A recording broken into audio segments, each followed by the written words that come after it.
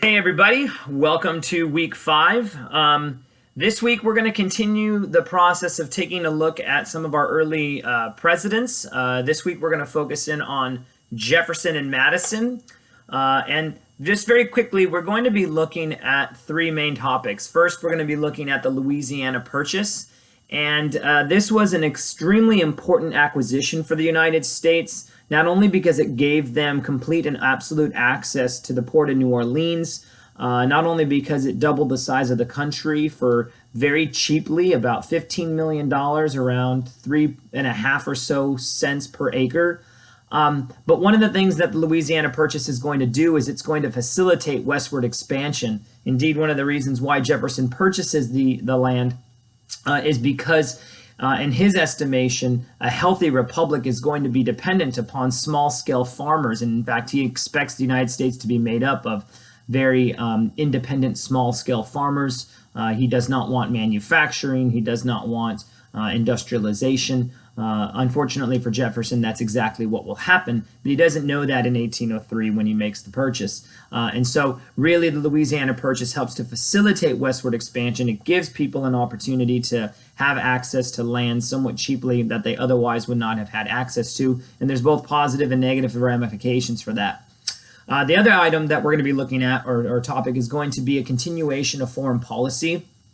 During Jefferson and Madison's administration, all of those issues that we've talked about plaguing Washington and Adams, largely the conflict between France and Britain, and the United States having its ships impressed and basically not being able to act as an independent neutral nation. All of that is ultimately going to come to a head in Jefferson's administration when he passes the Embargo Act, once again attempting to deal with these problems diplomatically, and then eventually it's going to explode under Madison's administration with war, and we will go to war. It's known as the War of 1812, and that's the third thing we're going to look at this week.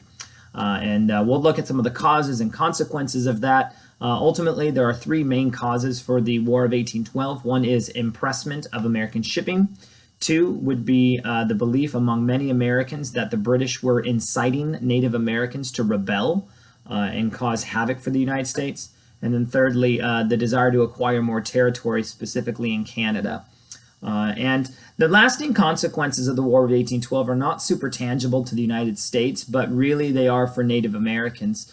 At the start of the war, there was an attempt and an effort by a man named Tecumseh to confederate Native Americans together so that they would be stronger as a unit as opposed to a bunch of independent separate groups. The War of 1812 ultimately destroys the ability of these people to confederate with one another. You're also going to see the war destroy the Federalist Party.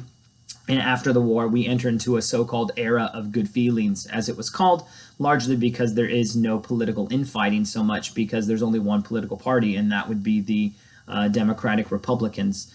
Interestingly, though, after the war, many of the Jeffersonians begin to look like and act like Federalists, so they begin to actually look like Hamiltonians. But we'll talk about that next week. At any rate, as far as assignments go, you've got your discussion boards due this week by Thursday and Sunday. And then coming up, you also have a midterm, but also your very first voice-narrated presentation. The directions for that can be located under the Assignments tab in Canvas and in the syllabus. So you'll want to take a look at that. Make sure that you're answering only one of those questions in a 5 to 6 minute voice presentation of some kind.